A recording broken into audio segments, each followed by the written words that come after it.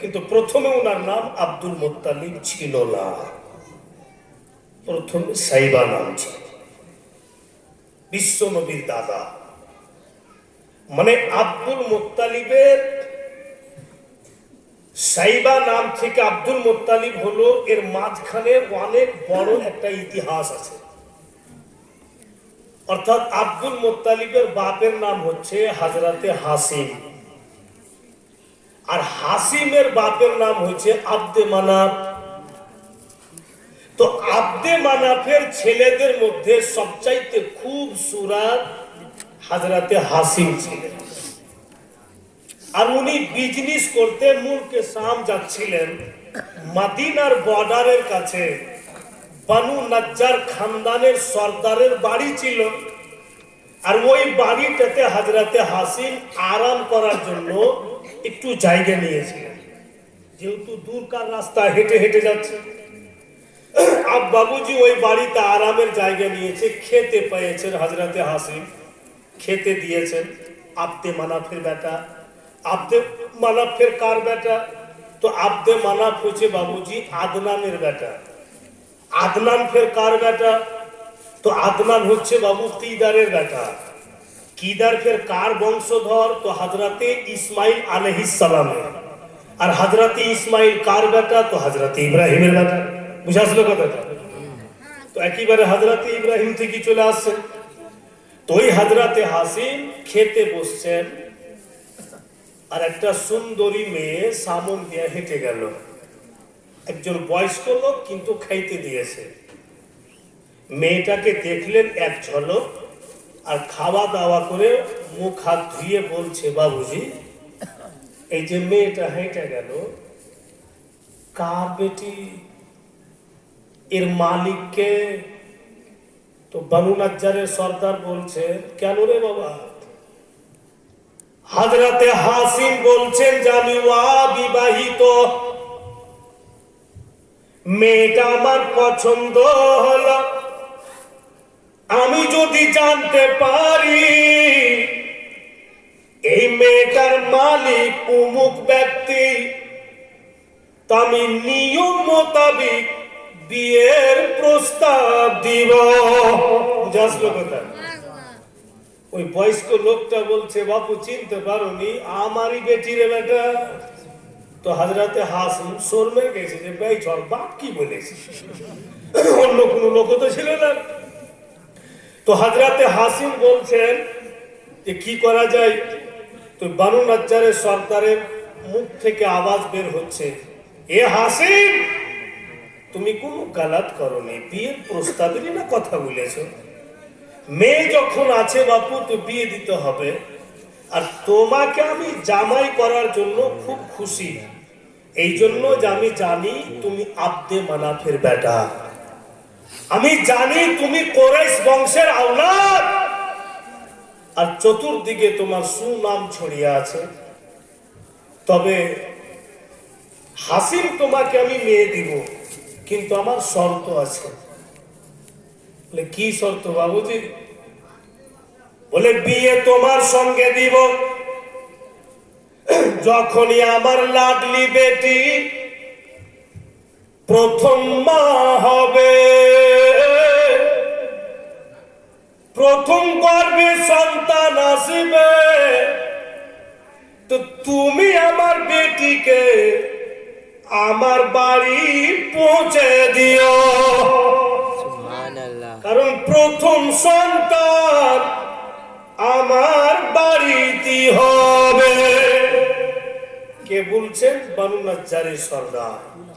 আর এইটা নিয়ম বাবুজি এখন পর্যন্ত কায়েম আছে। যখনই মেয়ে বিয়ে দিলাম, প্রথম সন্তান হবে, তো খুব আরমান করে বিদায় করে আনা যাচ্ছে। বুঝাচ্ছে কথাগুলো? অসুবিধা হচ্ছে না তো? বেরাদার ওখানেই বিয়ে দিয়ে দিলেন। হযরতে হাসিম বানু নজ্জার সর্দারের মেয়েকে বিয়ে করলেন। মেয়েটার নামও লিখছে কিতাবে হযরতে সালমা। সালমার সঙ্গে হযরত হাসিমের বিয়ে হইল। আর বিয়ে করে উনি মুলকে শাম গেলেন। মুলকে শাম থেকে নিজের স্ত্রীকে সঙ্গে করে মক্কা নগর আসছেন, নিজের বাড়ি। আর আব্দে মানাফ বাপু চেয়ারে বসে আছে আর দেখছে হযরত হাসিমকে একটা সুন্দরী মেয়েকে নিয়ে চলে আসছে। আব্দে মানাফ বলছে, হাসিম ওখানে দাঁড়াও, তোমার পাশে মেয়েটাকে আজ পর্যন্ত আমার কোন ছেলের পাশে অন্য কোন মেয়েকে দেখিনি, তোমার পাশে মেয়েটাকে। হযরতে হাসিম ওনার স্ত্রীকে ইশারা করছে, তুমি যা, তুমি যা কিছু বলো, বাপ তো আমারই, হয়তো উল্টা পুল্টা কিছু বুঝে নেই, তো আমার ভালোভাবে বিকলে হবে, তুমি যাও। তখন হযরতে সালমা একটা দোপা করে আব্দে মানাফের কাছে গেলেন, গিয়ে বলছেন, বাবুজি আমি আপনার বৌমা। কেমন বৌমা? বলে আমার বাবা রাজি পূর্বকে খুশি হয়ে আপনার ছেলের সঙ্গে আমার বিয়ে দিয়েছে, আর আমিও খুশি হয়ে আপনার ছেলেকে স্বামী বলে কবুল করেছি। তখন আব্দে মানাফ বলছেন হাসিমকে যে আব তুমি ভিতরে এসো। দিন গেল, মহিনা গেল, সময় গেল, হযরত মা সালমার গর্ভে সন্তান আসলো। ওনার গর্ভে যখন সন্তান আসলো, বাড়িতে মক্কা নগরে করি সামনে চর্চা করেনি, শুধু হযরতে সালমা হযরত হাসিমকে বলছেন, স্বামী গো আমি মা হতে চলেছি। হযরতে হাসিম বলেন, তবে এক কাজ করো, তোমার কাপড় ধরি বেঁধে নাও, আমি যে মুলকে শাম যাব, তো তোমার বাবার বাড়িতে রেখে যাব।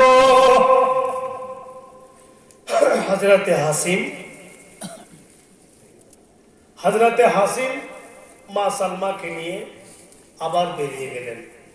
মদিনার বর্ডারে মা সালমার বাড়িতে রেখে, বাপের বাড়িতে রেখে উনি মুলকে শাম গেলেন। মুলকে শাম থেকে ব্যবসা করে বাড়ি ফেরার পথে শ্বশুরের বাড়িতে এসে ইন্তিকাল হয়ে গেলেন। আর যখন উনি ইন্তিকাল হলেন, তো মা সালমার গর্ভে যে সন্তান, আর কেউ জানে না মক্কা নগরে। বাবুজি সন্তান পূর্ণ হইল, পৃথিবীর বুকে জন্ম নিল। তখন বানু নাজ্জারের সর্দারের বাড়িতেই ছিলেন। হযরত মা সালমার বাপ নিজের নাতির নাম আরমান করে রাখলে সাইবা। ওই সাইবা চলাফেরা করতে লাগলো, কথাবার্তা বলতে লাগলো। ওই জামানার নিয়ম ছিল, ছেলেরা যখন চলাফেরা করবে, কথাবার্তা বলবে, প্রথম শিক্ষা দীক্ষা দিবে তীর কামান। সাইবাকে উনার মা তীর কামান দিলে, লাডলা দুলারা তীরন্দাজি শিখো বাপু। হাইরে সাইবা বন্ধু বান্ধবের সঙ্গে যখন তীরন্দাজি শিখতে গেলেন, গাছে তীর মারছে, তীর লেগে যাচ্ছে, সাইবা চিৎকার করে বলছে, ও বন্ধুগণেরা তোমাদের নিশানা চুকে যাবে, মিস্টেক হয়ে যাবে, আমার নিশানা মিস্টেক হবে না। এই জন্য মিস্টেক হবে না, আমি কুরাইশ বংশের আওলাদ, হাসিমের ছেলে। এইভাবে সাইবা বলছে। আর তখনই একটা মক্কা নগরের লোক ওই পথ দিয়ে হেঁটে গেছে, শুনতে তো পেয়ে নিল যেটা হাসিমের বেটা, কুরাইশ বংশের আওলাদ। লোকটা মক্কা নগর গিয়ে আব্দে মানাফের একটি ছেলের নাম লিখছে কিতাবে, মুত্তালিব। গিয়ে বলছো, মুত্তালিব তুমি কেমন লোক গো? বলে কেন? বলে তোমার ভাতিজা নানির বাড়িতে পালন হচ্ছে, আর তুমি এত দৌলতের মালিক হয়ে বসে আছো, একটা ভাতিজার দেখভাল করতে পারছো না। মুত্তালিব বলছেন যে কথা বলছো তো দেখে শুনে বলো, কেমন ভাতিজা? বলে আপনার মরহুম ভাই হাসিমের ছেলে। মুত্তালিব বড় সম্মানওয়ালা ব্যক্তি, উনাকে লাগলো কথা। সঙ্গে সঙ্গে ঘোড়া বাহির করে ঘোড়ার উপরে উঠলেন। শুনো, তুমি বলেছো আমাকে যে আমার ভাতিজা নানির বাড়িতে আছে, তোমাকে কথা দিলাম সত্যি যদি আমার ভাতিজা থাকে অতক্ষণ পর্যন্ত মুখে একটি দানা দিব না যতক্ষণ পর্যন্ত আমার ভাতিজাকে আমি বাড়ি না এনেছি। আর যদি মিথ্যাবাদী হয়ে যায় তোমাকে কিন্তু এর সাজা নিতে হবে। মক্কাবাসী লোকটা বললেন যে আমাকে মঞ্জুর আছে। এবার বন্ধুগণ মুত্তালিব ঘোড়ার উপরে সাওয়ার হয়ে ঠিক মদিনার দিকে রওনা হলেন। মদিনার বর্ডারের নিকটে যাচ্ছে কতগুলো ছেলেরা ফের তীরন্দাজি শিখছে। ছেলেদের দিকে দেখছেন মুত্তালিব, যেমনই সাইবার উপরে নজর পড়েছে ফিকারটা সম্পূর্ণ যেন হযরতে হাসিমের মতো। মুত্তালিবের দিল বলছে এই ছেলেটাই আমার ভাতিজা, কারণ যার চেহারা প্রমাণ করছে, এর রূপ প্রমাণ করছে হাসিমের মতো লাগে। তবুও মুত্তালিব ঘোড়া থেকে নেমে সাইবার সামনে গিয়া বলছে, বাপু তোমার বাপের নাম কি? বলে হাসি। তোমার মায়ের নাম জানো? বলে হ্যাঁ জানি। কি রে বাপু? তো সালমা। বলে বাপু তুমি কি জানো যে মক্কা নগরে তোমার কেউ আছে? বলে এইটুকু জানি, চোখে দেখিনি। মক্কা নগরে আমার চাচা আছে একজন, যিনার নাম মুত্তালিব। উনি নাকি খুব দিলওয়ালা ব্যক্তি, উনার নাকি মন খুবই পরিষ্কার। তাই আমার মন চাইছে যদি কখনো আমার চাচাকে পাই, আমি আমার চাচাকে বুকে জড়িয়ে ধরব। ওই চাচাই সামনে আছে যার কথা সাইবা বলছে। মুত্তালিব বলছে আমি তো তোমার চাচার বয়সে, আমি যদি বলি যে একবার আমার বুকে লাগবে, তুমি কি লাগবে না? সাইবা বলছে কেমন বলছেন, কেন লাগবে? আপনি তো বাপ বয়সে বলেন। যেমনই মুত্তালিব সাইবাকে বুকে ধরেছে, মুত্তালিব বলছে বলো তো বাপু কেমন লাগছে? সাইবা বলছে চাচা যেমনই আপনি আমাকে নিজের বুকে চেপে ধরেছেন, মনে হচ্ছে আমি আমার বাবার সিনাতে সিনা মিলাইলাম। কি করে মুত্তালিব সহ্য করবে?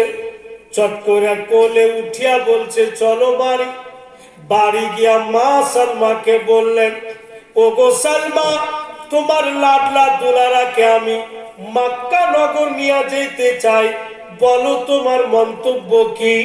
হযরতে সালমা বলেন, আপনি নিয়ে যেতে পারেন, ছেলে আপনাদের। আপনি যখন নিয়ে যাবেন আমার সাইবার বাপের যেটা কমি সেটা আপনার কাছে গিয়ে পূর্ণ হবে। ঠিক মুত্তালিব সাইবাকে উঠে নিলে ঘোড়ার উপরে, আর যেন মক্কা নগর রওনা হলেন। মক্কা নগর যখন ঢুকছেন মুত্তালিব সাইবাকে ঘোড়ার উপরে নিয়ে, যারা জমিনে ক্ষেত খালিয়ানে কাম কাজ করছে ওরা বাবুজি সাইবার উপরে নজর পড়েছে আর বলছে, ও মুত্তালিব তোমার পিছনে এত সুন্দর ছেলেটা বৈশা আছে, এটা কে গো, কোন জায়গা থেকে উঠিয়ে আনলে? হাইরে মুত্তালিব বলতে পারছেন না যে আমার মারহুম ভাই হাসিমের ছেলে। কারণ যে মক্কা নগরে একটি রীতির আওয়াজ বড় খারাপ ছিল, মায়ের গর্ভে যদি সন্তান থাকতো আর বাপের ইন্তিকাল হইতো, তারপরে ছেলের জন্ম হলে লোকেরা ওই ছেলেকে মানহুস বলে জানত, যে মায়ের গর্ভে ছিল আর বাপকে খেয়ে নিয়েছে। এই মানহুস, এর চেহারা দেখিস না, এটা রীতির আওয়াজ তখন ছিল। কি বলে মুত্তালিব তখন ভাবছে, যদি বইলা দি আমার মারহুম ভাই হাসিমের ছেলে, এরা আমার ভাতিজাকে মানহুস বলে জানবে। বুঝাচ্ছে কথা? মানহুস বলে জানবে, তো আমি সহ্য করব কি করে? তখন মুত্তালিবের জুবান থেকে কথা বেরিয়ে আসে, এটা হচ্ছে যে আমার পিছনে বৈশা আছে, লোকেরা তো জিজ্ঞাসা করলে যে ছেলেটাকে, তো মুত্তালিব জবাব দিচ্ছে যে আমার গোলাম। আরবি ভাষাতে বলা হচ্ছে, তখন লোকজন ওখানে মুত্তালিবের গোলাম বলে সাইবাকে ডাকতে লাগলো। আমার আপনার মতো করে তো ডাকেনি, ও মুত্তালিবের গোলাম, এইভাবে ডাকেনি। কিভাবে ডাকছে? ও আব্দুল মুত্তালিব, জোরে বলুন। ওদিক থেকে ডাকছে, ও আব্দুল মুত্তালিব, মানে ও মুত্তালিবের গোলাম। আব্দ শব্দটা যদি আল্লাহর সঙ্গে লাগা হয় তো বান্দা মানে হবে, আর আব্দ শব্দটা যদি বান্দার নামের সঙ্গে লাগা হয় তো গোলাম মানে হবে। তো মক্কাবাসী সাইবাকে মুত্তালিবের গোলাম বলে রাখতে লাগলো। ও আব্দুল মুত্তালিব, ও আব্দুল মুত্তালিব, ও মুত্তালিবের গোলাম। সাইবা নামটা কাটা পড়ে গেল, আর আব্দুল মুত্তালিব নামটা প্রচার হয়ে গেল। ওটাই হচ্ছেন বিশ্ব নবীর দাদুজান। বুঝতে কোনো অসুবিধা হয়েছে? বেরাদার, ওই হযরত আব্দুল মুত্তালিব জওয়ান হলেন, প্রথম বিয়ে করলেন, 8 জন ছেলে হলো। দ্বিতীয় বিয়ে করলেন, 2 জন ছেলে হলো। কটা হলো টোটাল? 10টা। আর 6টি বেটি আব্দুল মুত্তালিবের। 10 বেটা 6 বেটি, তো যৌথ পরিবার। ওই আব্দুল মুত্তালিব বিছানাতে শুয়ে আছে বাবু, আর স্বপ্ন যোগে দেখছেন বিশ্ব নবীর দাদা। কি দেখছে স্বপ্ন যোগে? কে যেন বলছে, আব্দুল মুত্তালিব গো, আবে জমজম ঢাকা পড়ে আছে, আবে জমজম ঢেকে গিয়েছে। গোটা মক্কাবাসী আবে জমজম বের করছে, জমি খুদে খুদে গর্ত করে ফেললে কেউ আবে জমজম বের করতে পারে না। ও আব্দুল মুত্তালিব, তুমি বের করো। কেন ঢাকা পড়েছে? তখন একটা বিশাল জেহাদ লেগেছিল, লড়াই হয়েছিল, আর লড়াইয়ে অনেক লোক ছিল। লকড়ি কাঠি ইটা উটা ফেলে আবে জমজমকে বন্ধ করে দিয়েছে, আর ওর উপরে বাবুজি চাষ হতে লেগেছে, মানে সরজমিন হয়ে গেছে। লোকজন জায়গা জায়গা গর্ত করছে, আবে জমজম বের হয় না। আর ওই কথাটাই আব্দুল মুত্তালিবকে বলছে স্বপ্নের মাধ্যমে, যে তুমি আবে জমজম বের করো। 3 দিন যখন উপরে 3 রাত স্বপ্ন দেখাইলে, আব্দুল মুত্তালিব জিজ্ঞাসা করে নিলেন, কে তুমি? আমাকে বারবার রাত্রে বিরক্ত করছো, আমার ঘুম ভাঙিয়ে দিচ্ছ, স্বপ্ন দেখাচ্ছ, যাবে জমজম বের করো। গোটা মক্কাবাসী গোটা মাঠকে জায়গা জায়গা গর্ত করে ফেলে দিলেন, আবে জমজম বের করতে পারেনি। যার কারণে মক্কাবাসীরা নাকাবন্দি লাগিয়ে দিয়েছে, আর কেউ জমিন খুঁড়তে পাবে না। আর তুমি আমাকে বের করতে বলছো, আমি সকালে জমি খুঁড়তে যাব, বের হবে না, তখন আমার অসুবিধা হবে। বলছে আব্দুল মুত্তালিব, তুমি চিন্তা করিও না, সকালবেলা উঠে যাও, আর দেখবে মাঠের মধ্যে দুইটা মূর্তি খাড়া আছে, একটা বেটা মূর্তি, একটি বেটি মূর্তি। যেটা বেটা মূর্তি ওর কপালে লেখা আছে আসাফ, আর যেটা বেটি মূর্তি ওর কপালে লেখা আছে নায়েলা। দুইটা মূর্তির মাঝখানে দেখবে আব্দুল মুত্তালিব আকাশের দিক থেকে একটি কালো কাউয়া উড়ে আসবে, আর দুইটা মূর্তির মাঝখানে চোঁচ মারবে, মাটি কাটবে। যেই জায়গাতে কাউয়া চোঁচ মারবে ওই মাটিটা খুঁজবে তুমি। কিছু দূর যাওয়ার পর দেখবে তীর কামান বেরিয়ে আসবে। ফের তুমি জমি খুঁজবে, আর একটু ভিতরে যাবে, তারপরে দেখবে তুমি একটা হরিণের মূর্তি বেরিয়ে আসবে। ওই হরিণের মূর্তি কোনো লোহার হবে না, লকড়ির হবে না, পাথরের হবে না। হরিণের মূর্তি খানা সম্পূর্ণ সোনাহি সোনা হবে। ও আব্দুল মুত্তালিব ওই হরিণের মূর্তি উঠিয়ে দিও, আর তারপরে যেমনই কোদালি মারবে আবে জামজাম বেরিয়ে আসবে। পরিচয়টা দিয়ে দিলে আর তো অসুবিধা নাই। সকালে ওনার বড় ছেলেকে ডাকছে, হারিস কোদালি নিয়ে বেটার চল। তো হারিস বড় বেটা তো জিজ্ঞাসা করছে, সকাল সকাল কোদালি নিয়ে কোথায় যাব? তো আব্দুল মুত্তালিব বলছে, তুই আমার বাপ না তোর বাপ আমি? কহ। তো বলছে আপনি আমার বাপ। তোকে প্রশ্ন করছি মানে? হারিস চিন্তা করলে আর কিছু বলতে যাবো তো আর কিছু শুনিয়ে দিবে। কোদালি ঘাড়ে উঠাইল, চলল।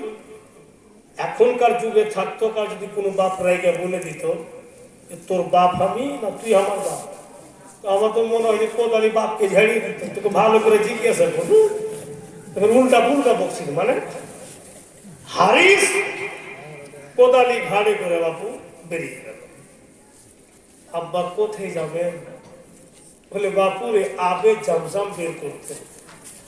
হারিস বলছে, আপনি কি পাগল হয়েছেন? মাঠে দেখছেন কত জায়গাতে গর্ত করা আছে, আবে জামজাম বের করা যায়নি, কেউ পারেনি, আপনি ফের বের করার জন্য বেরিয়েছেন। বলছে আব্দুল মুত্তালিব বিশ্ব নবীর দাদা, আমি পারব। ঠিক আব্দুল মুত্তালিব দেখছে যে দুটা মূর্তি, একটি বেটা একটি বেটি। বেটার কপালে লেখা আছে আশা, বেটির কপালে লেখা আছে নায়েলা। আব্দুল মুত্তালিব মুস্কি মেরা হাসে যে পহিলা নাম্বার পরিচয় পেলাম। বলে বাপুর একটু কার অপেক্ষা করো, দ্বিতীয় নাম্বার পরিচয় পেলে আমি আমার মিশনে কামিয়াব হব।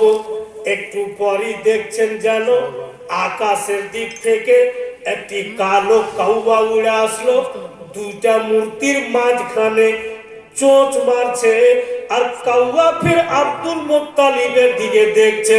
কেন দেখছে? যে তোমার জন্যই আল্লাহ পাঠিয়েছে। হারিসকে বলছে, যা বেটা, যেখানে কালো কাউয়া চোঁচ মারছে ওই মাটিটা কাট।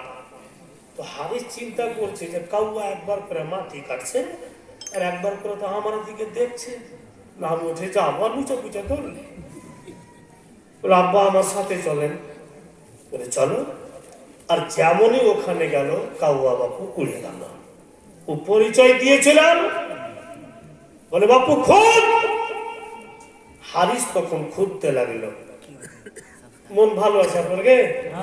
হ্যাঁ, হীরাটোলা কিছু করছেন না যে? ঘুমাচ্ছেন নাকি? বেরাদার বলছে হারিসকে বাপু এই জায়গাটা খুঁজো। আর যেমনই কোদালি দিয়ে খুঁজতে লেগেছে, কিছু দূর যাওয়ার পর একটু গর্ত হয়েছে, আর তীর কামান বেরিয়ে আসলো। তা আব্দুল মুত্তালিবের দিল খুশি হবে না? বলে বেটা লেট করিস না, জলদি কর। আবার কোদালি মেরে কিছু দূর ভিতরে গেল, সুবহানাল্লাহ, সত্যি হরিণের মূর্তি বেরিয়ে আসলো, টোটালটাই সোনা। তারপরে যেমনই কোদালি মেরেছে, আবে জমজম ফওয়ারা মেরে বেরিয়ে চলে আসলো। হাইরে মক্কাবাসী চতুর্দিক থেকে এসে নারে লাগাইতে লাগলো, আব্দুল মুত্তালিব জিন্দাবাদ, আব্দুল মুত্তালিব জিন্দাবাদ। উনাকে ঘাড়ে করে চতুর্দিকে ঘুরতে লাগলো।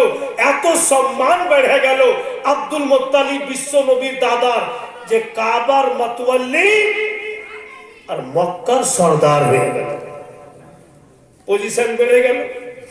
আর যেমনই পজিশন বাড়লো, ইনশাল্লাহ এই কথাটি আপনাদের মনে আছে যে কাবা ঘরের গিলাফ ধরে আব্দুল মুত্তালিব মিন্নাত করে দিলেন, খোদা তুমি এত সম্মান দিলে আমাকে, এত পজিশন দিলে আমাকে, খোদা গো আমার 10টি ছেলে আছে, 10 জন যদি বেঁচে থাকে আমার তাকাতে বাজু হয়ে যায়, পরওয়ারদিগার একটি ছেলেকে আমি তোমার রাস্তাতে কুরবান করে দেব। এই মিন্নাতটা আব্দুল মুত্তালিব করে নিলেন। সময় চলে যাচ্ছে, মিন্নাত তো করে নিয়েছে বাবা, আর মনে নাই, মানে সর্দার হয়ে গেছে গ্রামের, তো ফুরসত নেই। আর যতদিন সর্দার ছিল না কোনো কাজই ছিল না, আর এখন সর্দার হয়ে গেছে তো এর মিটিং ওর মিটিং এই চলছে, স্মরণে নেই, ফের স্বপ্নে দেখাচ্ছে। যেমন মনে করেন আপনাদের এখানে খুব প্রধান হচ্ছে, তো যতদিন প্রধান হয়নি অতদিন দেখেন জেটে সেটে পয়সা আছে, কোনো কামই নেই। আর যখন প্রধান হয়ে গেল তখন ধুঁড়েই পাওয়া যায়। একটা সাইন করবো তো লাইন লাগাইতে হয়েছে, যদি কোনো একটু কাজ নিব তো 2-4 দিন আগে থেকে বলতে হয়েছে, বা পারিবারিক কিছু সমস্যার সমাধান করব তো বাবুজি আগে ওর কাছে টাইম নিতে হচ্ছে, কাজে বিজি হয়ে যাচ্ছে। ভাইরা বাপেরা আমার, আর ঠিক যখন মানুষ নিয়মই আছে যে একটু যখন লাইটে উঠে যায় তো মানুষের নজরে যায়। যেমন আমার ঝাড়খণ্ডে পঞ্চায়েত ইলেকশন আছে, ডিসেম্বরের 30 তারিখের মধ্যেই ইলেকশনটা হবে। তো বাবুজি ভাইরা আমার ওখানে 2টা খানদান আছে, একটা খান আর একটা মীর। তো দোনো খানদানে এত ভোট আছে যে একটা জেলা পরিষদ যদি দাঁড়ায় তো বাবুজি একটু মেহনত হলে দিব্যি পাস করে যাবে, যদি ঘাপলাবাজি না হয়। তো আমার খানদানে দেখছে যে আমার খান বংশের মধ্যে মৌলানা তৈমুর ছিলেন, এখন তো প্রচার কেউ নাই, সুলতান মৌলভী সাহেব আছেন, এর দ্বারাতে অনেক কাজ নিতে হবে। তো রোজ মিটিং, রাত 4টা করে বাড়ি যাচ্ছি তো রাত 2টা তো ফোন, কালকে 1 ঘন্টা সময় দেন, পরশু 8 ঘন্টা সময় দেন, আর যদি না যাবো তো আমাকে বংশ থেকে কেটে দিবে। একটা ভয় লাগছে যে কোনো সমস্যা হবে, হয়তো পড়ে গেলাম কোনো সমস্যায় তো আমার কাজ দিবে না, আমরা দৌড়াদৌড়ি করছি নিজের কাজের জন্য। এরকম একটি ব্যাপার আছে। তো আব্দুল মুত্তালিব ভুলে গেছে যে আমি মিন্নাত করেছি, ফের স্বপ্নে বলছে আব্দুল মুত্তালিব তোমার মিন্নাতকে আদায় করো। বুঝতে পারছিল না, স্বপ্নে বুঝিয়ে দিলে। আব্দুল মুত্তালিব চিন্তা করে কেমন করি, মিন্নাত তো করেছি আমি, কিন্তু আমার কোন বেটাকে কুরবানি দিব। হাইরা আব্দুল মুত্তালিব 10 বেটাকে ডাকলেন, 10 বেটা সামনে দাঁড়িয়ে আছে। আব্বা জান বলুন আজকে একসঙ্গে কেন ডাকলেন? আব্দুল মুত্তালিব বিশ্ব নবীর দাদু জান বলেন, ও লাডলা গুলা দুলারা বোনেরা, আমি এমন একটা মিন্নাত করেছি তোমাদের সামনে বলতে পারছি না, হয়তো তোমরা দুঃখ পাবে, হয়তো তোমরা কষ্ট পাবে। 10 বেটা বলছে আব্বা বলুন কি এমন মিন্নাত? বলে বাপুরে মিন্নাত করে ফেলেছি যে তোমরা 10 ছেলের মধ্যে একজনকে আল্লাহর পথে কুরবানি দিব।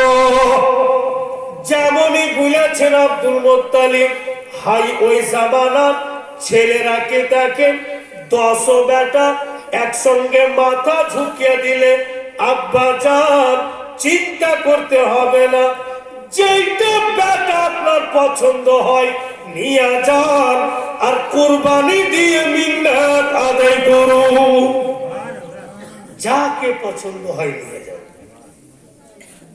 আমার বাপ আলহাজ মৌলানা তাইমুর রহমান কালিমি, উনি যদি বলতেন যে সুলতান খুব খরচ করে তোকে পড়িয়েছি বেটা, জীবনে কিছুই কমই হতে দিনি বাপ, তবে মিন্নাত করেছি চল তো বাপু তোকে কুরবানি দেব। তা আমি বলতাম যে আব্বা বুড়া হইলে দাঁত গেল আত গেল, এখন কবরে পাও আর এখন কোপরে পাও, এখন তো আমি জওয়ান, আমি তো উগতা হুয়া सूरज, আপনি তো ঢলতা হুয়া सूरज, তো চলেন নেই আপনাকে কুরবানি দিয়া ঝামেলাই দূর করতে। মিন্নাতের জায়গা পাইনি, আর কিছু ছিল না যে বেটাকে কুরবানি দিচ্ছে। একেবারে এই ভালো উত্তরটা কিন্তু পেত, কিন্তু আব্দুল মুত্তালিবের ছেলেরা প্রমাণ করে দিলে যে বাপ যেটাই হুকুম করবে মাথা নত করে দিতে হবে। আব্দুল মুত্তালিব 10 বেটার দিকে দেখছে, সবাই মাথা ঝুঁকিয়ে আছে, ভাবছে আল্লাহ কেমন করি, হারিসকে নিয়ে যাব তো বলবে আমাকে ভালোবাসে না, হয়তো ওর দিলে বলবে, আব্বাসকে নিয়ে যাব তো সেও বলবে আমাকে ভালোবাসে না, আমিরকে নিয়ে যাব সেও বলবে ভালোবাসে না, আমির হামজাকে নিয়ে যাব সেও বলবে আমাকে ভালোবাসে না, আবু লাহাবকে নিয়ে যাব সেও বলবে ভালোবাসে না, আবু তালিবকে নিয়ে যাব সেও বলবে আমাকে ভালোবাসে না, আর আমার ছোট লাডলা দুলারা আব্দুল্লাহকে আমি কুরবানি দিতে পারবো না। ফের তো এখানে প্রশ্ন হবে যে বাপের বেটা তো 10টা, 9টাকে কুরবানি দিতে পারবে আর ছোটকে পারবে না, মানে এরই তো নাম জীবনী বাবুজি। যখনই খুইলা বলতে যাবেন তখনই সময় নেবে। বেটা তো 10টা, ছোটকে কেন দিতে পারবে না? আব্দুল মুত্তালিবই শব্দটা কেন বলল? ভাইরা আমার, এই জন্য পারবে না যে আব্দুল মুত্তালিব জানছিলেন যে আব্দুল্লাহ বিশ্ব নবীর বাবা হবে। ফের প্রশ্ন হবে এখানে, কি করে জানলে আব্দুল মুত্তালিব যে আব্দুল্লাহ বিশ্ব নবীর বাবা হবে? বেরাদারান ইসলাম, বলেই জীবনীতে 5 রাত 7 রাত লম্বা টাইম লেগে যায়। যখনই আপনি ধারাবাহিক শুনতে যাবেন এরপরে কি হলো, এরপরে কি হলো, নাই তো জীবনী তো বাবুজি 5 মিনিটে শেষ হয়ে যাবে। 5 মিনিট সময় লাগবে খতম হয়ে। আর তো দেখেন, যেমন আমি বললাম আপনাদেরকে যে হযরতে ইব্রাহিমের লাডলা হযরতে ইসমাইল, হযরতে ইসমাইলের লাডলা হযরতে কিদার, হযরতে কিদারের লাডলা হযরতে আদনান, আদনানের লাডলা দুলারা আব্দে মানাফ, আব্দে মানাফের ছেলে হযরতে হাসিম, হাসিমের ছেলে আব্দুল মুত্তালিব, আব্দুল মুত্তালিবের ছেলে হযরতে আব্দুল্লাহ, আর আব্দুল্লাহ যখন বিয়ে করলে ওই সমাতে ওয়াহিদ বিন জাহরির মেয়ে যার নাম আমেনা বিয়ে হইল।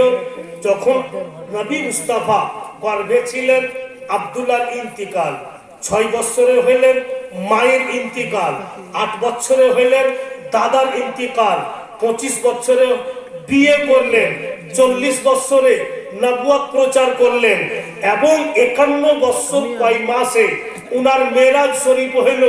জঙ্গে উহুদ, জঙ্গে বদর, জঙ্গে হুনাইন, জঙ্গে খন্দক হইল। যখন উনার 53 বছর হিজরত করে মদিনা গেলেন, মদিনাতে গিয়ে মাত্র 10 বছর থাকলেন আর জগৎ থেকে পর্দা করলেন, শেষ। আর তো জীবনী নাই, খতম হয়ে গেল। কিন্তু যখনই বিস্তারিত ভেঙে ভেঙে শুনতে যাবেন তখনই লম্বা হবে। তো আব্দুল মুত্তালিব কি করে জানছিলেন যে আব্দুল্লাহ বিশ্ব নবীর বাবা হবে? এটা কিন্তু জানা একান্ত প্রয়োজন।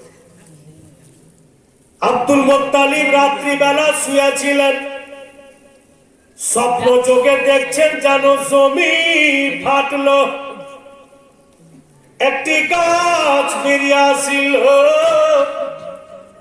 ওই গাছের দুইখানা ডাল হলো, একখানা ডাল পশ্চিমে, একখানা ডাল পূর্বে। যে ডালখানা পশ্চিমে গিয়েছে নূরের মতো ঝিলমিল করছে, যে ডালখানা পূর্বে গিয়েছে কালো বিকট। আর কতগুলো নূরানি চেহারাওয়ালা লোকেরা নূরের ডালকে ধরে ঝুলছে, আনন্দ নিচ্ছে। আর কালো ডালের তরফ থেকে কতগুলো বিকট চেহারাওয়ালা লোক হাতে তলোয়ার নিয়ে আসলো, নূরের ডালখানাকে কাটতে লাগলো।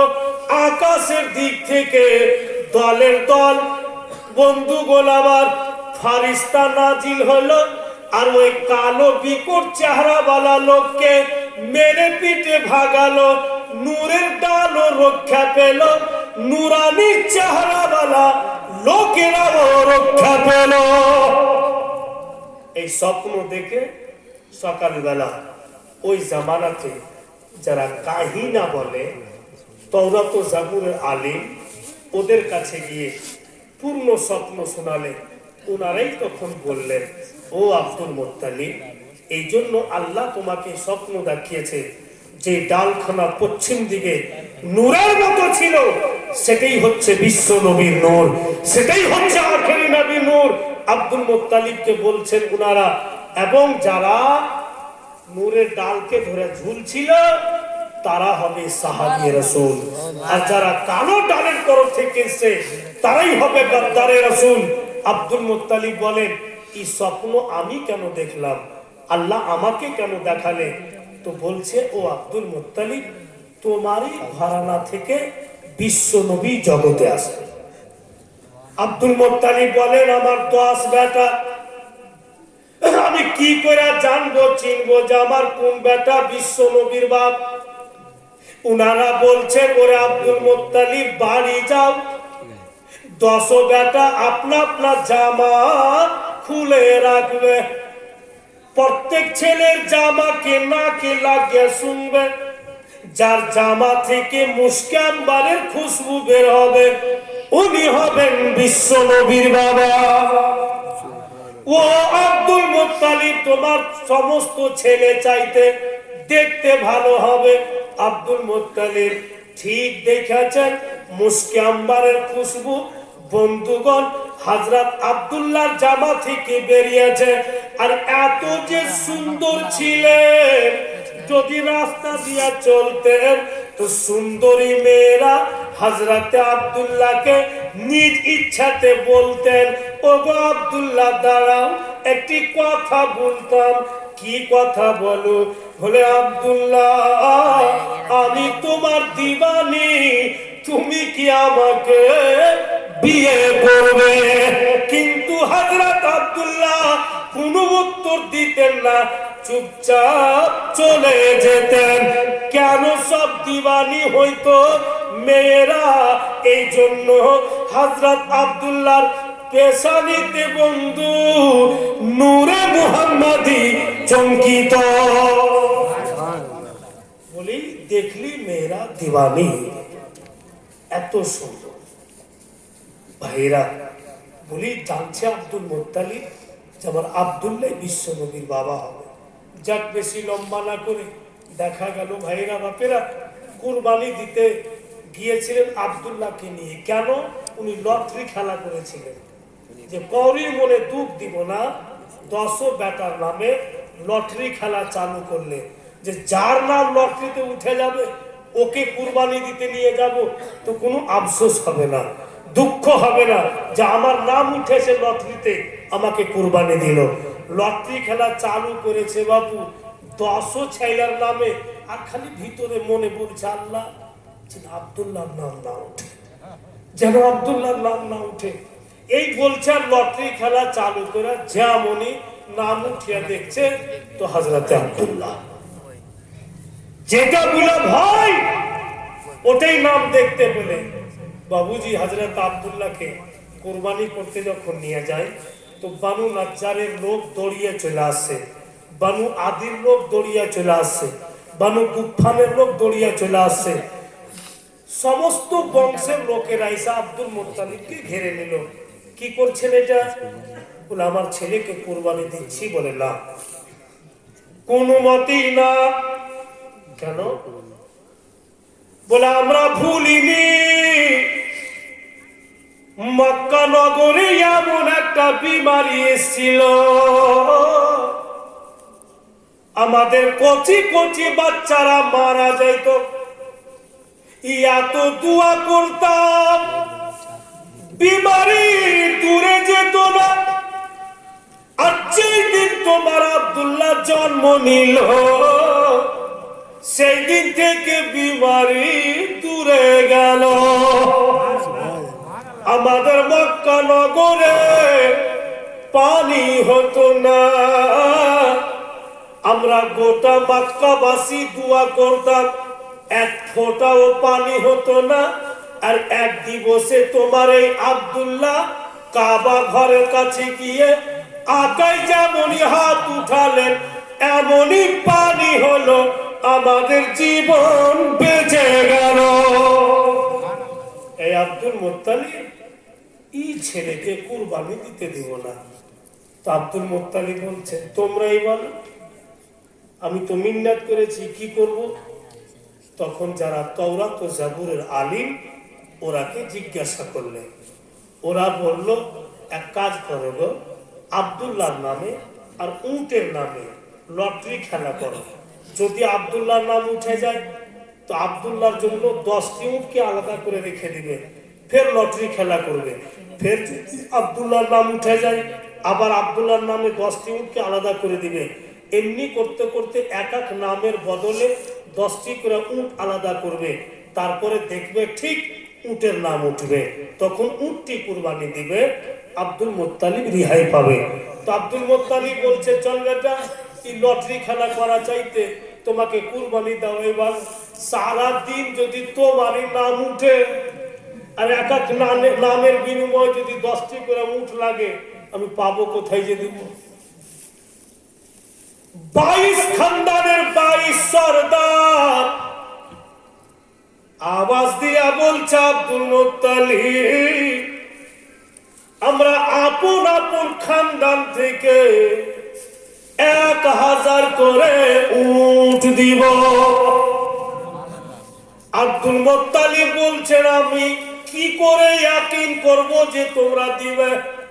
ওরা আপনা আপনা খানদানকে খবর করে 22টা খানদানের সরদার 22,000 উট একটি ময়দানে হাজির করলো। দেখতে কত বিশাল লাগবে। 22,000 উট রাখা আছে, আর আব্দুল্লাহ নামে উটের নামে লটারি খেলা চালু হলো। 10 মার্তাবা হযরত আব্দুল্লাহর নাম উঠল। আর 11 নম্বরে যখন লটারি খেলা করছে, তো উটের নাম আব্দুল মুত্তালিব বলছেন 12 নম্বরে লটারি করো। লটারি করছে, ফের উটের নাম। আব্দুল মুত্তালিব বলছেন 13 নম্বরে লটারি খেলা করো। 13 নম্বরে লটারি করছে, আবার উটের নাম। তো একের পরে এক 3 বার উটের নাম উঠলো। তখন হযরত আব্দুল্লাহ রিহাই পেলেন, আর এক এক নামের বিনিময়ে 10টি করে উট, কত হলো? 100 উটকে কুরবানি দেওয়া হলো, আর হযরতে আব্দুল্লাহ রিহাই পেলেন। ভাইরা বাপের আমার, ওই হযরত আব্দুল্লাহ বলছেন, বাবুজি, আমাকে সবসময় বাড়িতে বসে রাখছেন কেন? কোথাও যাইতে দেন, একটু ঘুরতে দেন। আব্দুল মুত্তালিব তো যেতে দিচ্ছে না। ই তো বিশ্ব নবীর আব্বা, একে ইহুদি নাসারা দেখবে তো আক্রমণ করে দিবে। আর হযরত আব্দুল্লাহ বলছেন যে আমি কত বসে থাকবো, সব জঙ্গলে শিকার করতে যাচ্ছে, ঘুরতে যাচ্ছে, আমাকে যেতে দেন। বাবুজি, আব্দুল মুত্তালিব বললেন, ঠিক আছে যাও, তবে বেলাটা যেন বাড়ি এসে ডুবে। বেলাটা বাড়ি এসে ডুবে। বলে ঠিক আছে আব্বা। হযরত আব্দুল্লাহ যেমনই গিয়েছেন শিকার করতে, চতুর্দিক থেকে ইহুদিরা ঘিরে নিল যে এটাই বিশ্ব নবীর বাবা হবে। এর পেশানি দেখেই মনে হচ্ছে আজকে কে কতল করে দাও, তো বিশ্ব নবী দুনিয়াতে আসবে না, আর আমাদের দেবী দেবতা পূজা করা বন্ধ করতে পারবে না। বাবুজি যেমনই মন্তব্য করলে যে কতল করে দিব, আল্লাহর তরফ থেকে ৭৭,০০০ ফারিস্তা নাজিল হলো। আর যখন ৭৭,০০০ ফারিস্তা ঘোড়ার উপরে চেপে আসছে, তো ঘোড়ার পায়ের আওয়াজ শোনা যাবে না? দুশ্মনরা বলছে এত পায়ের আওয়াজ ঘোড়া, ঘুরে দেখছে তো দলের দল চলে আসছে। তখন হযরত আব্দুল্লাহকে ছেড়ে দিল, আর ওরা নিজের জান বাঁচিয়া কিন্তু ভেগে গেল। আজকে ছেড়ে দাও, কালকে বা কখনো দেখবো। তামাম ফারিস্তাগণ হযরত আব্দুল্লাহকে জঙ্গল থেকে বের করে বাড়ির রাস্তা ধরিয়া বলছে, হুজুর আর কখনো আকাই জঙ্গলে আসা। বাঁচিয়ে দিলেন। ওই সমাজ একটা লোকের নাম ওয়াহিদ বিন জাহরি। ওই লোকটাও স্বীকার করতে গেছে, আর এত পিপোসা লেগেছে, জঙ্গলে পানি খুঁজে পাচ্ছে না, তখন গাছের উপরে উঠে গেছে যে দূরে দূরে নজর যাবে তো পানি কোথায় আছে আমি দেখতে পাবো। লোকটা পানি কি খোঁজ করবে, হযরত আব্দুল্লাহর পূর্ণ ঘটনা দেখতে পাচ্ছেন। ওই ওয়াহিদ বিন জাহরি পূর্ণ ঘটনা দেখতে পারে, গাছ থেকে নেমে বাড়ি গেল। ওনার স্ত্রী বলেন, স্বামী গো মুখ হাত ধুয়ালেন, খাবার তৈরি করেছি খায়ালেন। ওয়াহিদ বিন জাহরি বলছে, তুমি খাও, আমাকে খিদা নাই। ওয়াহিদ বিন জাহরি স্ত্রী বলছে, স্বামী গো আমিও খাইনি, আপনি যদি না খান আমিও খাবো না। নিশ্চয় আপনার দিলে কোনো কথা আছে, তো বলবেন কেন?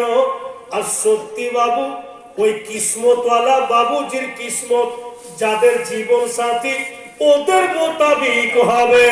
সত্যি যদি আন্তরিক প্রেম প্রীতি ভালোবাসা স্ত্রীর সঙ্গে থাকে, স্বামী যতক্ষণ না খেয়েছে স্ত্রীকে খাওয়া যাবে না। ওয়াহিদ বিন জাহরি বলছে, তুমি খেয়ে নাও, আমার খিদা নাই। ওনার স্ত্রীও বলছে, আমিও খাবো না। ওয়াহিদ বিন জাহরি বলছে, মরবি না কে খা, যা খেয়ে না। বলে, আপনি তো আমার মালিক, আপনি খেবেন না তো আমি কেন খাবো? কথা ঠিক, আপনাদের মাইন্ডটা ফ্রি হবে। অনেকক্ষণ থেকে শুনছেন, একটু আপনাদের অন্যদিকে সফর করাই। আমাদের ঝাড়খণ্ডে কখনো এভাবে কংগ্রেস আর সিপিএম এগুলো হতো না, ইদানিং চালু হয়ে গেছে। তো স্ত্রীটা হয়ে গেছে কংগ্রেস আর স্বামীটা হয়ে গেছে সিপিএম। अब ইলেকশনে দুটাই লড়ালড়ি। তো বেরাদার আপনা আপনার লাইনে চলছে, এই কিছু বলতে বলতে কিন্তু ঝগড়া হয়ে যায়। ঝগড়া যে হয়েছে তার চালা করে না, কথা বলা বলি নাই। ওর স্বামী বাজার গেল, বলেন সুবহানাল্লাহ, মাঝখানে ব্রেক হলো, তো আমি একটি ছোট্ট করে নাচ শুনিয়ে দিই। ফের জওয়ান ছেলেরা বলবে যে কোন বলবি রে। কিন্তু দেখেন, এটা বক্তব্যটা ওই ওয়াহিদ বিন জাহরি সম্পূর্ণ ঘটনা শোনালো। ওনার স্ত্রীর নাম লিখছে কিতাবে মুআজ্জল ফাতেমা। মুআজ্জল হযরত তো বলছেন, স্বামী গো কি হয়েছে আপনাকে বলুন। তো পূর্ণ ঘটনা শোনালো। শুনিয়া বলছে, ওগো আমার দিল বলছে আমার একমাত্র মেয়ে আমেনা আব্দুল মুত্তালিবের ওই ছেলে আব্দুল্লাহর সঙ্গে যদি বিয়ে দিতে পারতাম তো আমি নিজকে খুব ভাগ্যবান মনে করতাম। ওনার স্ত্রী বলছেন, তবে একটি কাজ করুন, নিজে তো বলা যাবে না, লোক লাগান। যদি আব্দুল মুত্তালিব নিজের ছেলের বিয়ে দিতে চায়, একটু আমাদের আমেনার কথাটা বলবে।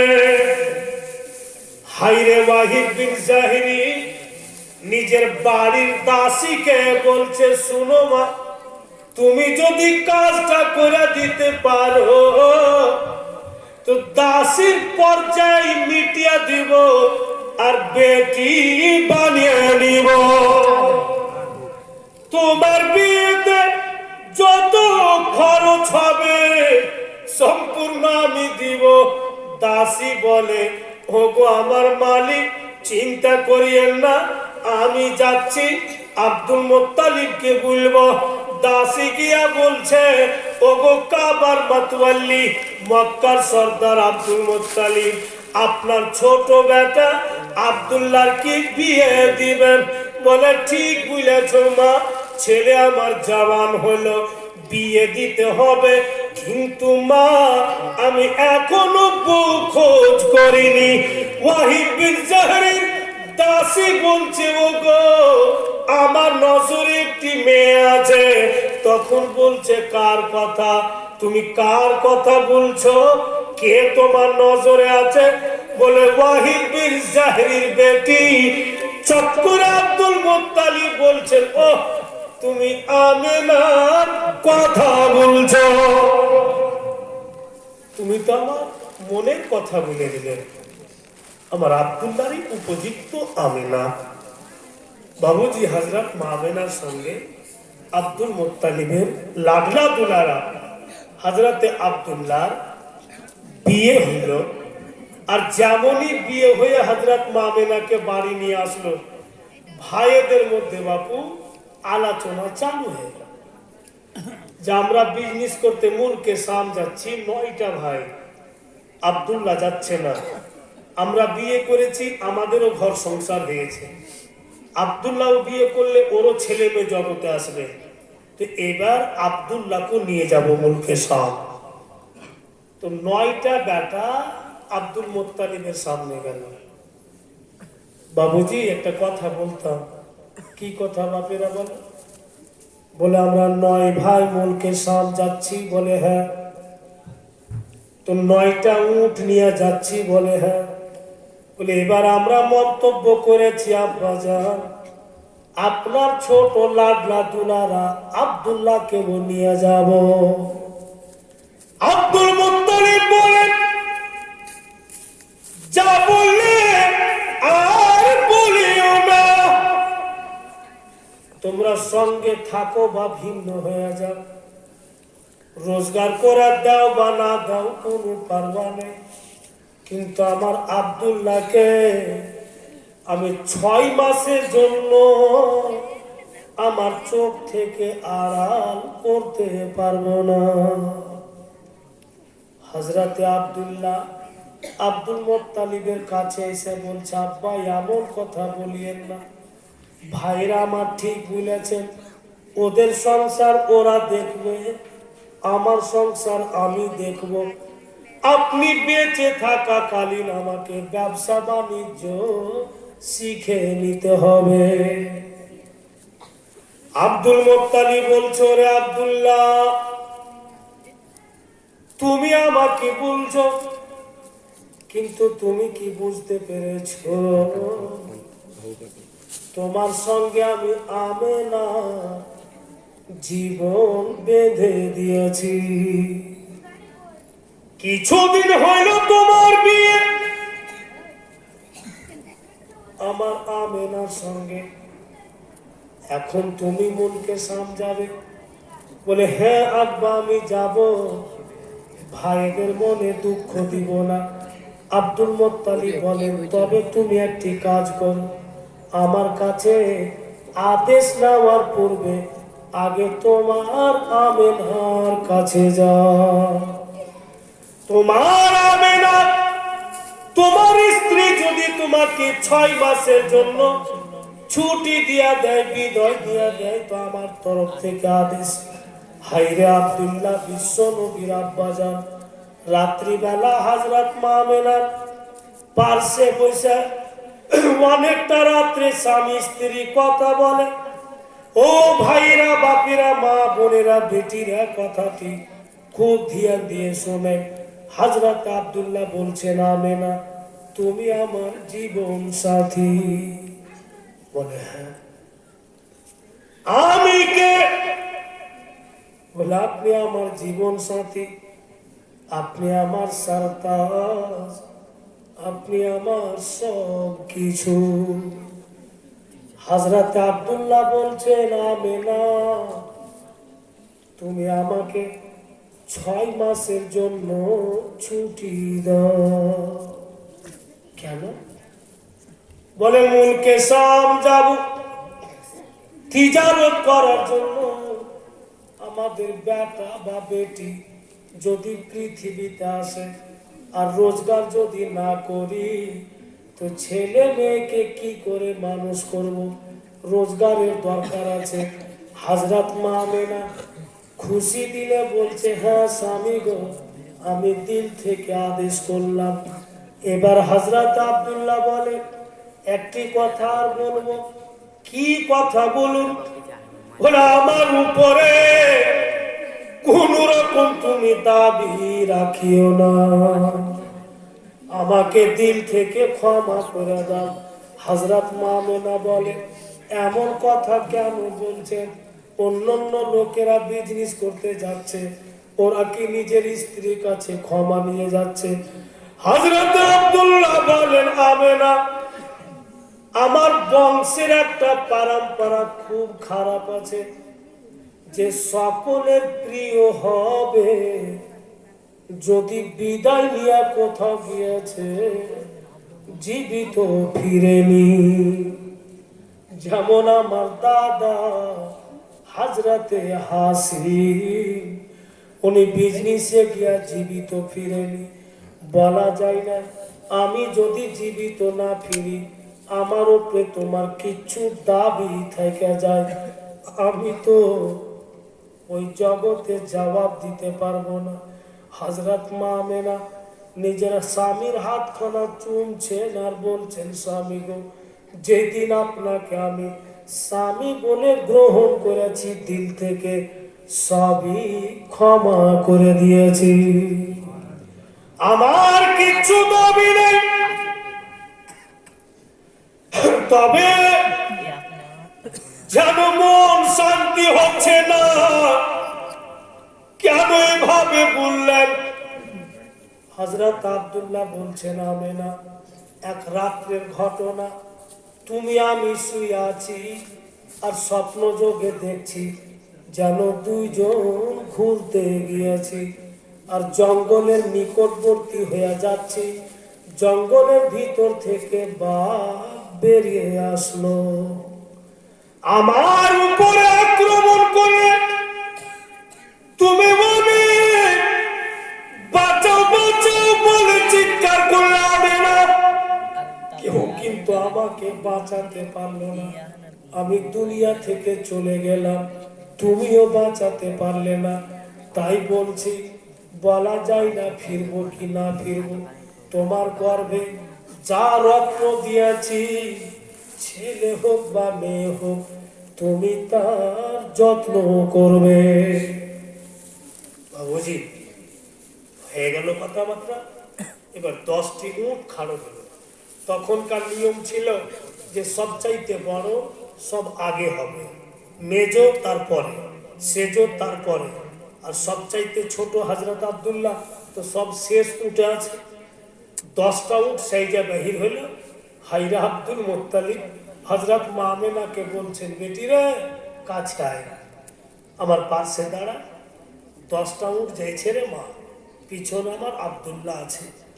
বারবার তোমাকে ফিরে ফিরে দেখবে যতক্ষণ পর্যন্ত সামনে পাহাড়ে আর না হয়ে যায়, তোমাকে ফিরে দেখবে, তুমিও আমার আব্দুল্লাহকে দেখবে। ঠিক ওই রকমই হইল। বাবুজি পাহাড়ের যখন পার হয়ে গেল আর দেখতে পাওয়া যাচ্ছে না আব্বে রাজারান ইসলাম, ভাইরা বাপের আমার, বৌমা আর শ্বশুর বাবাকে বাড়তে থাকতে দেন। আর বাবুজি চলুন 10 ভাইয়ের সাথে চলে গেলাম মুলকে শাম। সামানগুলো উটের ওপর থেকে নামিয়ে দিয়েছে, ভাইয়েরা বেচছে, আর হযরত আব্দুল্লাহ বাপু সামানের উপরে বসে আছে। মানে উনাকে কোনো কাজে করতে বলছে না। আর একটি লোক বেরাদার একবার এদিক থেকে ওই দিক যাচ্ছে, ওই দিক থেকে এই দিক আসছে, আর খালি হযরত আব্দুল্লাহর দিকে দেখছে। তো হারিস লোকটাকে দেখে নিয়েছে। হযরত আব্দুল্লাহর বড় ভাই, এ ভাই শুনো, এটা আমার ছোট ভাই, তুমি বারবার দেখছো কেন? কোথায়কার ঘটনা? তো মুলকে শামের। লোকটা বলছে যে বলো তো তোমাদের বাড়ি কোথায়? বলে মক্কা নগর। তোমার বাপের নাম কি? Abdul Muttalib. আর যিনি বৈশা আছেন তোমার ছোট ভাই, বলে হ্যাঁ। ইনার নামটা বলো তো, বলে আব্দুল্লাহ।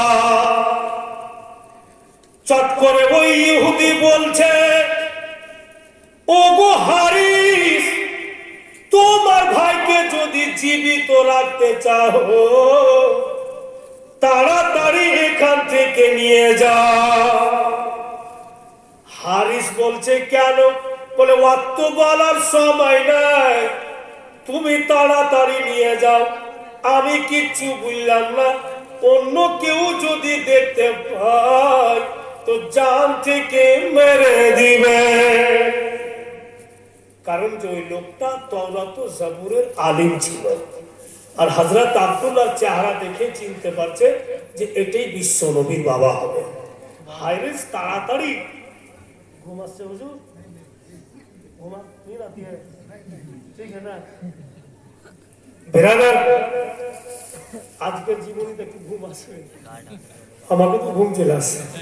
আমি বুড়া লোকেরা এমন জায়গাতে পৌঁছে দিলে আমাকে বুড়া বানিয়ে দিল। যদি আমার জানা না থাকতো তেমনি তাই আমারও খাটিয়া খাড়ি ছিল। বিরাদার, তাড়াতাড়ি সামান বিক্রি করে হযরতে আব্দুল্লাহকে নিয়ে মক্কা নগর ফিরছে। ফিরার পথে আমার আব্বার মুখে শুনেছে নাখলিস্তান বলে একটা ময়দান আছে। ওই ময়দানে যেমনই 10টা উট গিয়েছে, সব আগে হারিস।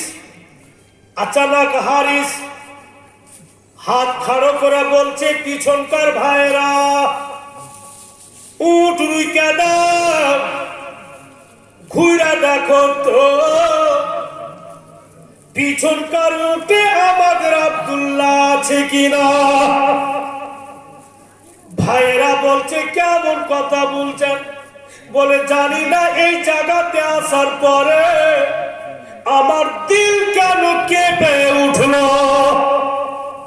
ভাইরা ঘুরে দেখছে তো খালি উট চলে আসে, হযরত আব্দুল্লাহ নয়।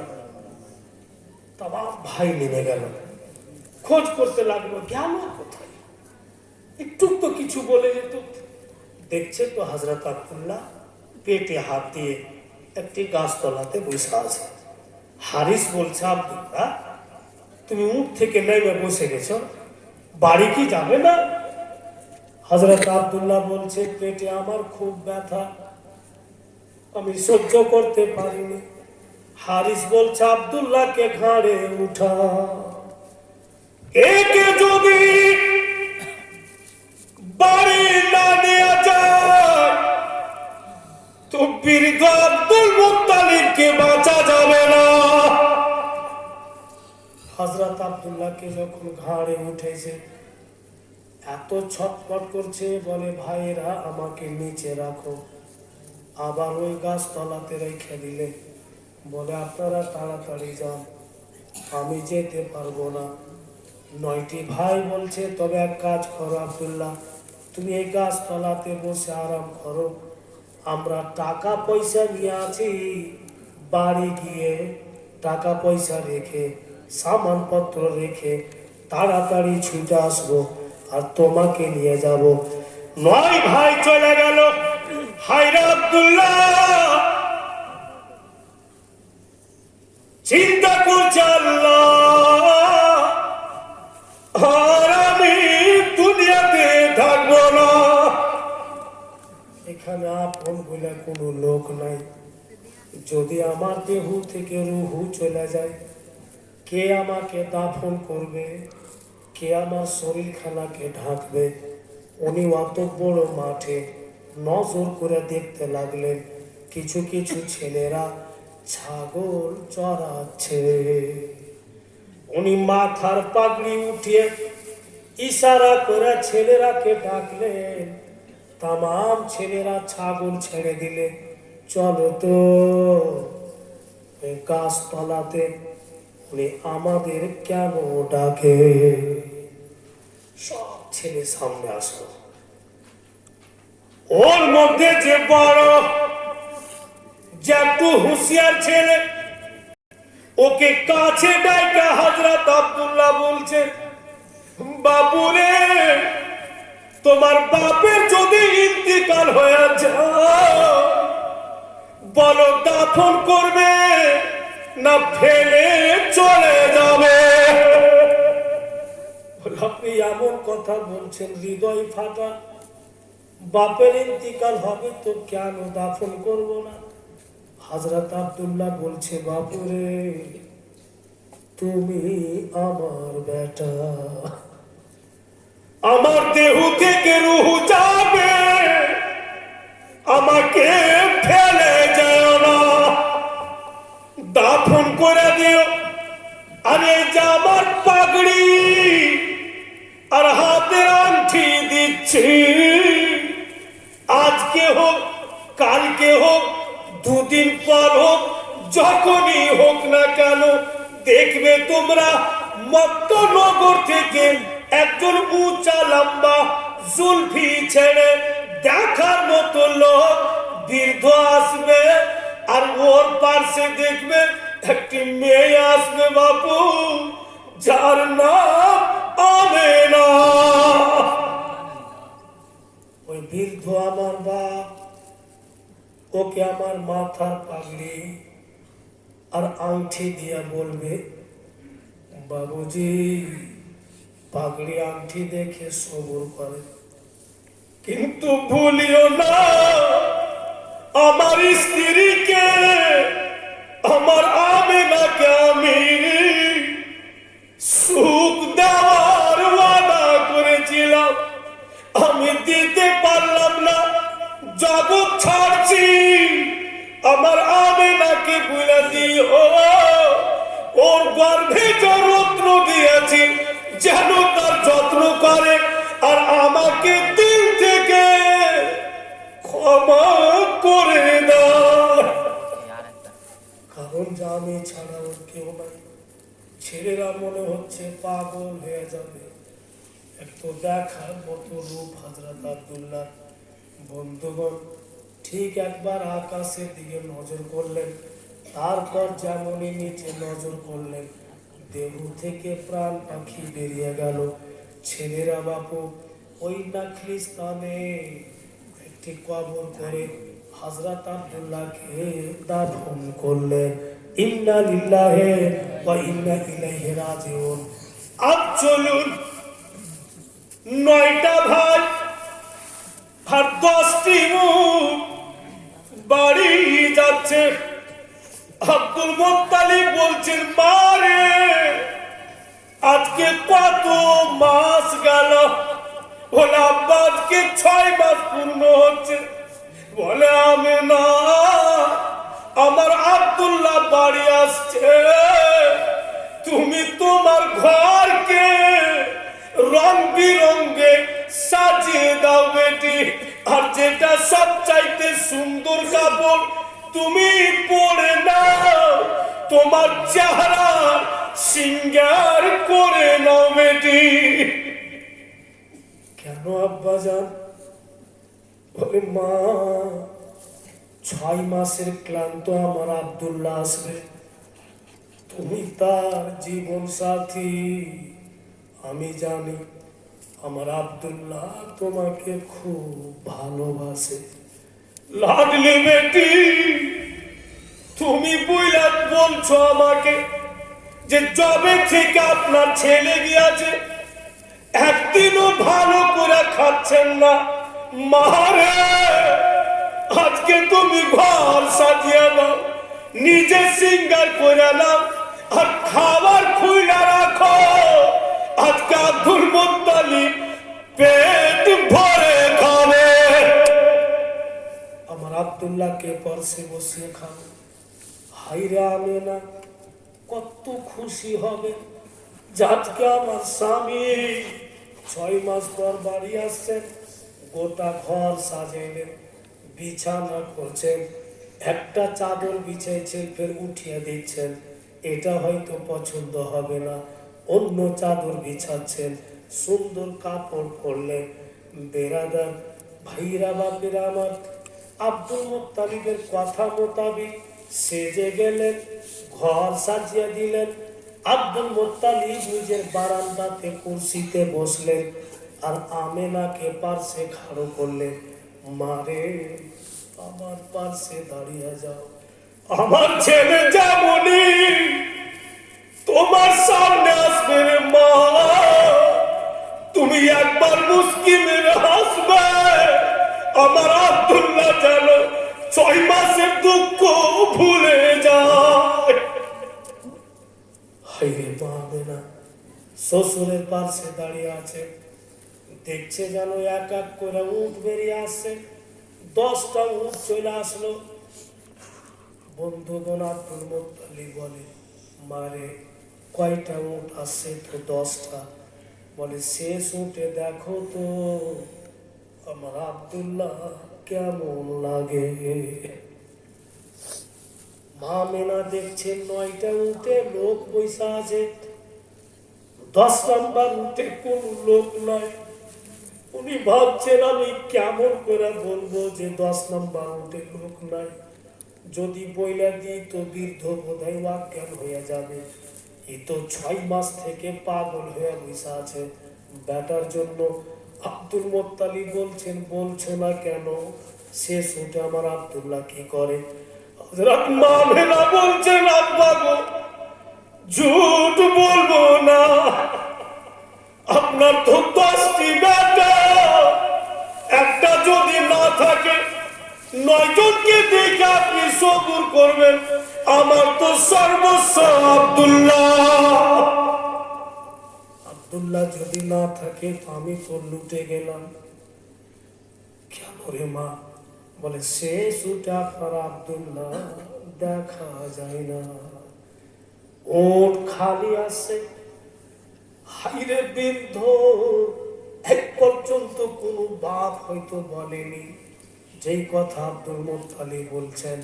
বলে আমেনা এটা কথা বলার পূর্বে তুমি আমার গলা কেন টিপে দিলে না? একের পরে আর 10টি উট, 9টা ভাই আসলেন, সামনে দাঁড়িয়ে আছেন, করি ক্ষমতা হয় না কথা বলা। আব্দুল মুত্তালিব বলছেন, কে তোমরা? কে তোমরা? হারিস বলছে আমি হারিস, হামজা বলছে আমি হামজা, আব্বাস বলছে আমি আব্বাস, আবু লাহাব বলছে আমি আবু লাহাব, উমাইর বলছে আমি উমাইর, জুবাইর বলছে আমি জুবাইর। সবাই আপনার আপনার নাম বলছে। আমার আব্দুল্লাহ বলে, আব্বাকে খুব চেষ্টা করেছি, আনতে পারিনি, একটি গাছপালায় বসে এসে সামানগুলো রেখে চলে যাওয়া আনতে। আব্দুল মুত্তালিব বলছে, দাঁড়া, কথা বুঝার চেষ্টা করবেন, জীবনের ধারাবাহিক শিকার চেষ্টা করবেন।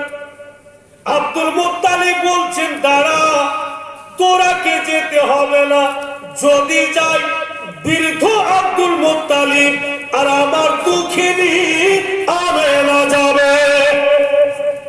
আর ওদিকে হযরত আব্দুল্লাহ তাই বলেছে যে যদি আসে তোমার বৃদ্ধ আব্দুল্লাহ মুত্তালিব আর আমার আমেনা। আব্দুল মুত্তালিব বলছে, চল বেটি, তুই আমার লাঠি হয়ে যা, তোর শক্তিতে যাব, তুই আমার চোখ হয়ে যা, তোর চোখে দেখবার যাবে, চল তো মা। কোথায় আব্দুল্লাহ আছে? চল। শ্বশুর আর বৌমা বাপুজি বের হয়ে ঠিক মাঠের মধ্যে গিয়ে আব্দুল মুত্তালিব আওয়াজ দিচ্ছে, আব্দুল্লাহ। কোনো সাড়া নাই। ফের আওয়াজ দিচ্ছে, ও আব্দুল্লাহ। বয়স্ক মানুষ, কিন্তু আওয়াজ শেরের মতো।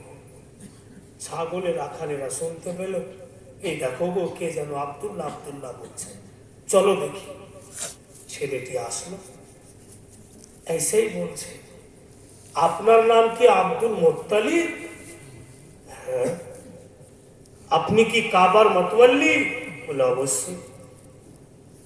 আপনি মক্কার সর্দার? বলে হ্যাঁ। আপনার পাশে যে মা দাঁড়িয়ে আছে, ইনার নাম কি আমেনা? যা বলি বলেছে। আব্দুল মুত্তালিব ঠেউনা ফেলে বসে গেলেন। ছেলেটাকে বুকে লাগিয়ে বলছে, বল, আমি বুঝে গেছি আমার আব্দুল্লাহ তোমাদের কাছে আছে, আমার নাম জানতে পারো, প্রচার আছে। আমার আমেনার নাম কি করে জানলে?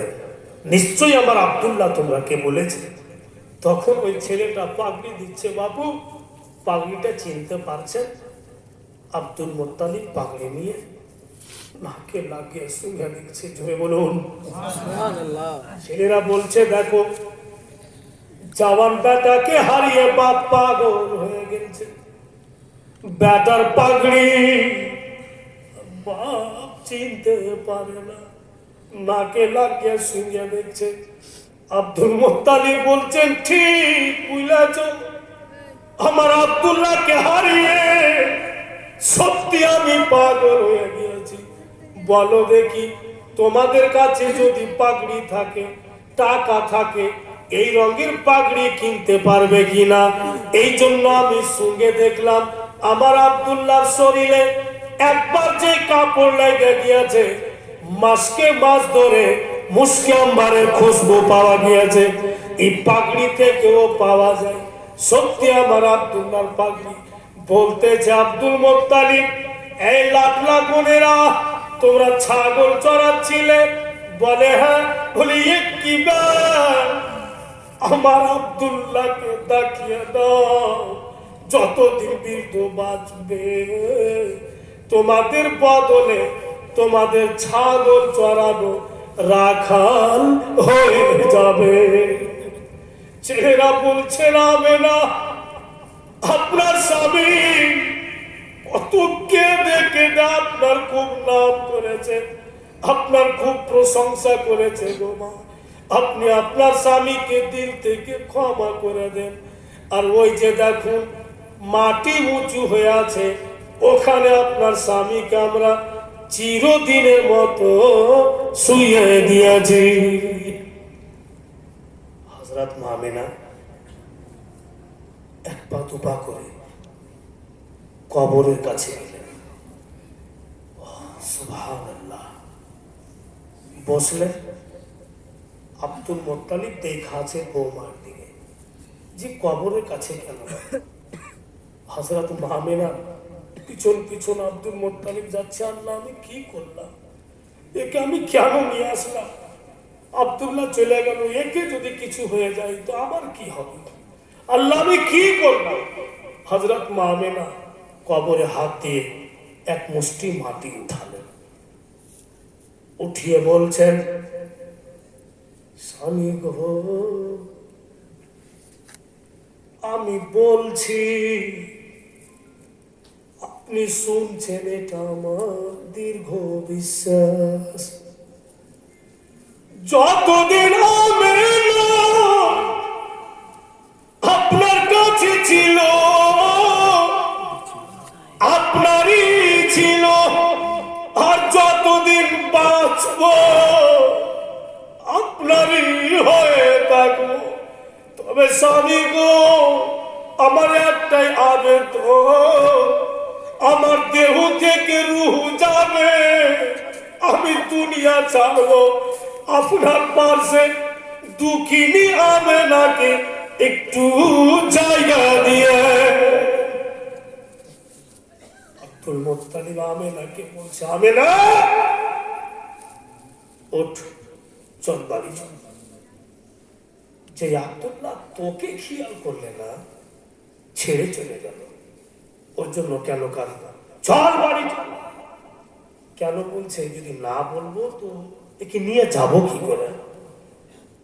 হযরত আমেনাকে উঠিয়ে বাড়ি নিয়ে আসলে মুআজ্জাজ আর আব্দুল মুত্তালিব বলে দিলে, বেটি রে, আমার বিনা আদেশে তোমার ঘরে যেন কেউ না যায়, আমার বিনা আদেশে অন্য করির সঙ্গে তুমি বলিও না, আমার বিনা আদেশে করির দেওয়া জিনিস তুমি খেয়েও না। হযরত আমেনাকে কেন বলছেন শ্বশুর বাবা? যে আমেনাই বিশ্ব নবীর বাবা হবে।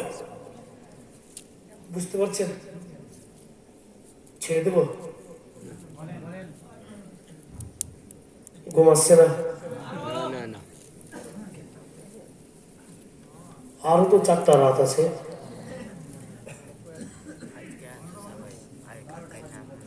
ও মানে ব্যাপারটা আছে যে আমি আজকে বাড়ি চলে যাবো এক্ষুনি, খুব জরুরি কাম আছে আগামীকালকে বলেই চলে যাব, কালকে আসবো তার যাবো না। আপনার কি খাবো, আপনার কি গায়ে ঘুরবো, আপনার কি টাকা দেবো, আপনার কি খরচ করাবো, কালকে থেকে সব তৈরি হয়ে যাবে। কিন্তু আজকে আপনার খরচ করাবো না। আর দিল চাইবে তো না খাইনি, আমি তো ভাগবো। বিরাদার, এক কথাই কে নবী মুস্তাফার জিন্দগি যে কোনো পহলু শুনবেন আর যখনই শুনবেন তখনই কিন্তু তাজা তাজা স্বাদ পাওয়া যাবে। এমনই উনার সিরাত। ভাইরা বাপের আমার, বন্ধু বোনেরা, হঠাৎ এক দিবসের ঘটনা, আব্দুল মোত্তালিবকে রুটি বানিয়ে দিয়েছেন মা আমেনা। জয়ের আটার রুটি, তখন জও বেশি হতো। আর বাবুজি পেঁপের তরকারি, কিসের, কেউ কেউ পিপাহা বলে। আর খেতে বসছেন বৃদ্ধ আব্দুল মোত্তালিব, হযরত মা আমেনা ছোট্ট ছোট্ট করে ভেঙে ভেঙে শ্বশুর বাবাকে দিচ্ছে, বাবুজি খান। আব্দুল মোত্তালিব খাইছেন আর হযরত মা আমেনা বলছেন, বাবু রুটি নরম হয়েছে, চাবাইতে পারা যাচ্ছে না, ব্যথা হচ্ছে। আব্দুল মোত্তালিব বলছেন যে আমি তোমার বড় বেটা, তুমি আমার মা, আর মা যখন ছেলেকে রুটি দিবে বানিয়ে তো করা হবে না, নরমই থাকবে। কেমন বৌমা আর কেমন শ্বশুর।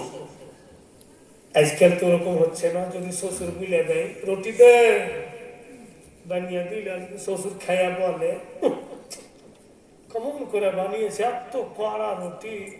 তো বউ খালি শুনছে, কষ্ট করে বানিয়ে দে, আর ফের কড়াও কইছে এমন করে বানাবো যেন কুড়হল্লা কাটতে হবে, খাই না পারে। কিন্তু হযরত মা আমেনা सारा जमाना मेरा के शिक्षा प्रदान करने। कोई भी औरत अगर बाप के घर से निकल जाती है ससुराल, ए माँ बहने समझ के रखो कि ससुर ही तुम्हारा सब कुछ है। ওটাই তোমার বাপ। ওখানে তুমি যদি শ্বশুরকে শান্তি দাও তো তোমার বাপ মায়েরও ভালাই হবে আখিরাতে। বেরাদারান ইসলাম, নবীর ঘরানা থেকে সব রকম শিক্ষা হবে। উনি রুটি খেয়েছেন আর সামনে বাড়ির একটি মেয়ে এসে বলছে আব্দুল মোত্তালিবকে, বাবুজি আপনার আমেনাকে 10 মিনিটের জন্য আমার বাড়ি যেতে বলেন তো। তো কেন রে মা? বলে কিছু কিছু মেয়েদের কথা যেগুলো আমেনা জানে আমি জানি না, আমি আপনার বৌমার কাছে শিখতাম, তাই আপনার কাছে আবেদন নিয়ে আসলাম, আপনার বৌমাকে আমার বাড়ি পাঠান। আব্দুল মোত্তালিব বলছেন ঠিক আছে তুমি বাড়ি যাও, আমি রুটি খেয়ে নিই, তারপর আমেনাকে পাঠাচ্ছি। রুটি খাওয়া হয়ে বলছে যা মা, পড়োশির প্রতি পড়োশির অধিকার থাকে, যাও বেটি ঘুরে এসো। আব্দুল মোত্তালিব বাইরে বসে আছেন আর দেখছেন যে আমেনা যাচ্ছে। যেই মেয়েটার বাড়ি যাবে ওই মেয়েটার গলি পর্যন্ত গিয়েছেন। গলি বুঝতে পারছেন? ওর বাড়ির সামনে যেটা জায়গা, ওই জায়গাতে গিয়ে দাহিনা পাওখানা হযরত মা আমেনা একবার উপরে উঠাইছেন, একবার জমিনে বিছাইছেন। 2-4 মারতবা এই মতো করে ওই বাড়ির ভিতরে ঢুকলেন না, ফিরে চলে আসলেন। আব্দুল মোত্তালিব বলছেন কি খবর রে মা, তুমি বাড়ির ভিতরে কেন গেলে না? বলে আব্বাজান আজকে এমন একটি ঘটনা ঘটলো জীবনে আমার সঙ্গে ঘটেনি। আমার দাহিনা পায়ের তলায় একটি পাথর পড়লো, আর যেমনই পা দিলাম পায়ের তলাতে দেখছি যেন পাথরখানা মমের মতো গলে যায়। আমি পা উঠাচ্ছি, পাথর যেমন তেমন হয়ে যাচ্ছে, আবার পাথরে পা দিচ্ছি, পাথর মমের মতো গলে যাচ্ছে। হাইরে আব্দুল মোত্তালিব দোনো হাতকে মেলে আকাশের দিকে দেখছেন আর বলছেন আমেনা घबराना नहीं, मैं तो इसी वक्त का इंतजार कर रहा हूं। सुभान अल्लाह, सुभान। আমেনা তুমি চিন্তা করিও না, আমি তো এই সময়ই অপেক্ষা করছিলাম ওর মানে আব্দুল মুত্তালিব বুঝতে পারছেন আমার আমিনার গর্ভে দয়ার নবী চলে এসেছেন, তাই উনার পায়ের তলাতে পাথর পর্যন্ত গলে যায়। কারণ আল্লাহ বলছেন পাথর এটা আমার হাবিবের মা, এটা আমার মেহবুবের মা, তুমি গলে যাও, মাম হয়ে যাও, যেন আমার হাবিবের মাকে কষ্ট না হয়, আঘাত না হয়।